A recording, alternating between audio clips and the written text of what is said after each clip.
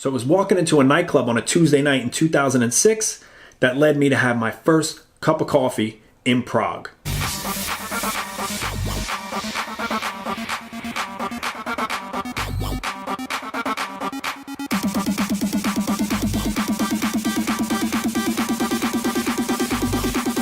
Fucks with it. Hey, what's up guys? It's DJ Twist coming to you for the third time, episode 3 on my Twist Life video channel. It's not just a DJ channel, it's an everybody channel. Tune in, subscribe, like, share, hit me up on social media, tell me what you think, and let's get this week's episode rolling.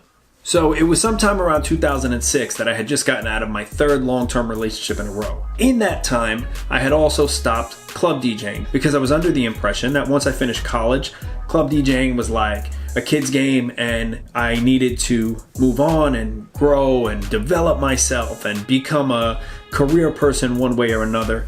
I was under the full brainwashed optical illusion of what they tell you to do. I bought it hook, line, and sinker, and I stopped DJing for like near 6 years. So ultimately in 2006, when I became single again, my buddy Chris Jonesy decided to take me out one night and show me what was going on. So we went out to this club called Home, which was a Tuesday night spot on 27th Street, and it was rocking. There were endless amounts of DJs there, industry people, the whole nine, like every Tuesday. And it ended up being essentially a home away from home, no pun intended, for us for quite some time on Tuesdays. So it was that first night that I was there that I took a peek in the DJ booth and I saw two guys that I knew from Brooklyn, DJ Riz and DJ Scissorhands.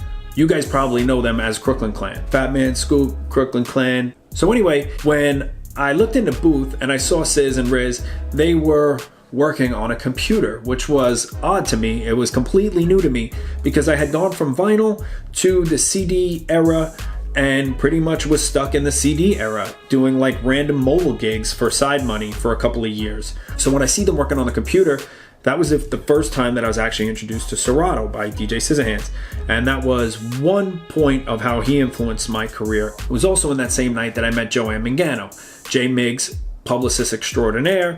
Joanne and I hit it off almost immediately, developed an awesome personal relationship. She was super cool, and we would see each other there every week, just like the rest of us. So as I decided to take this Serato game and run with it, and I realized that I wasn't too old to be in the clubs anymore, and I could still go out and have a good time and rock and party and entertain crowds. It was Joanne who introduced me to a bunch of other DJs. One of those DJs was DJ Reach. DJ Reach is an awesome dude, great DJ, great person, and it was in the times that I spent hanging out with DJ Reach that I was introduced to a bunch of different club promoters around the city. Now, one of those promoters booked me at Rivington Hotel Rooftop. It was either Alex or Shim, I can't remember which one, but it was one of those guys. The opening DJ for me that night was DJ Slowhand. DJ Slowhand is a DJ out of San Diego, super cool guy, down to earth guy, very California, very chill, amazing DJ, amazing technical DJ, can scratch like unbelievable. And it was through the relationship that I developed with DJ Slowhand that he decided to bring me out to California, and I played my first gigs in San Diego out there with him. And it was ultimately he that introduced me to DJ Steve Supreme from Zurich. DJ Steve Supreme, home run guy, another amazing dude. Our birthdays are 3 days apart, so happy belated birthday to him.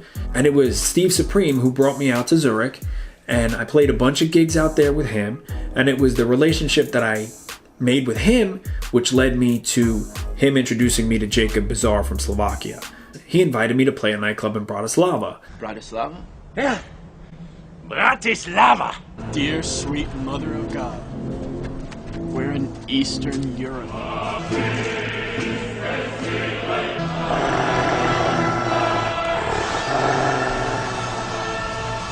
Hold up. It doesn't look anything like that, and it's nothing like that. We played our first gig that night at Trafo Club in Bratislava, and it looked more like this.